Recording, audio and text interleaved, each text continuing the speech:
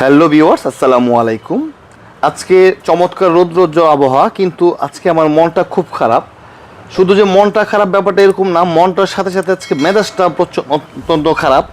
তার মূল কারণ হলো গিয়ে মাগুরাতে যেই আমাদের 8 বছরের শিশু বাচ্চা আসিয়া ধর্ষিত হয়েছিল, সেই সুন্দর ফুটফুটে মেয়েটা আজকে মারা গেছে। এটা আমি কোনোভাবেই মেনে নিতে পারছি না।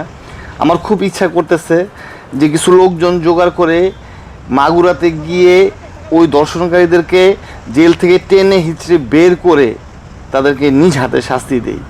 ভিউয়ার্স, আমাদের মনুষ্যত্ব আজকে কোন জায়গায় গিয়ে ঠেকছে যে আসিয়ার মতো 8 বছরের একটা মেয়ে পরিবারের সদস্যদের কাছে নিরাপদ নয়। আজকে একটা মেয়েকে যদি বাহিরের কেউ এই ক্ষতিটা করতো, এই নির্যাতনটা করতো, তাহলেও মনেরে বুঝ দেওয়া যেত, এই মেয়েটার পরিবারের মানুষজন মনেরে বুঝ দিতে পারতো।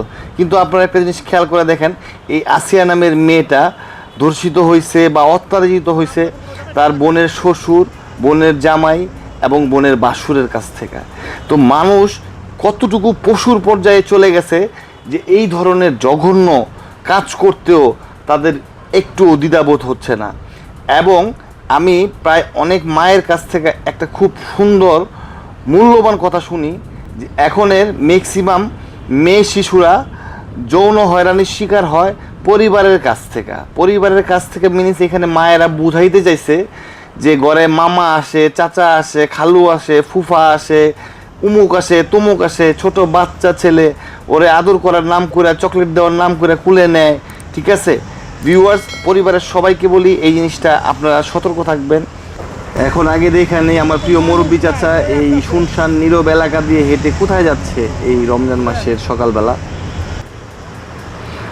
তো চাচা মূলত একজন ভিক্ষুক। আমি এখন আছি বিশ্ব রোডে। তো বিশ্ব রোড থেকে খিলক্ষেতের এই নিকুঞ্জর যে এই লেক পাড়ের এই রাস্তাটা আছে, এই রাস্তাটা একদম নিরিবিলি এবং এখানে কোনো মানুষজন চলাচল করে না, খুব তেমন একটা চলাচল করে না।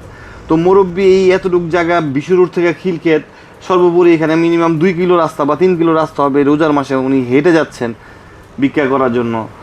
আর ওনার বয়স 80, 85, 90 এরকম তো হবেই।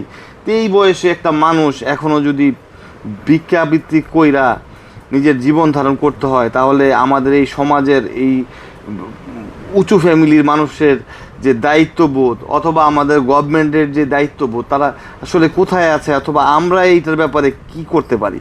তো ভিউয়ার্স, আমি মুরব্বীকে বিশ্ব রোড থেকে খিলক্ষেতে পৌঁছায় দিব এবং মুরব্বীকে খিলক্ষেতে পৌঁছায় দিয়ে এমন একটা জায়গায় নিয়ে নামাই দিব যেখান থেকে মুরব্বী আসলে উনি যে পেশায় নিযুক্ত আছেন ভিক্ষাবৃত্তি, ওটাতে যাতে উনি কষ্ট কম করে মোটামুটি ওনার চলতে পারে।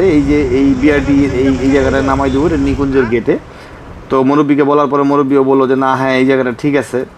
তো মুরব্বীকে আমি এখানে নামাই দিলাম এবং এই রাস্তা থেকে ফুটপাথটা অনেকটা উঁচা হওয়াতে, হ্যাঁ, আমি মোটরসাইকেলে দাঁড়ায় দাঁড়ায় খেয়াল করতেছিলাম যে উনি কি আসলে এটা উঠতে পারবে।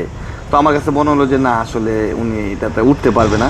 তো আমি তাকে আমার সাধ্যমতো যতটুকু পসিবল ছিল, এটা বলা উচিত না, তাকে আমি আমার সাধ্যমতো সহযোগিতা করলাম এবং তাকে সুন্দর করে এই উঁচা জায়গাটাতে উঠাই দিলাম। তো ভিউয়ার্স, আমাদের প্রত্যেকেরই একটা দায়িত্ব আছে, দায়িত্ববোধ আছে। আমরা যে দায়িত্বটা পালন করলে আমাদের নিজের কাছে ভালো লাগে।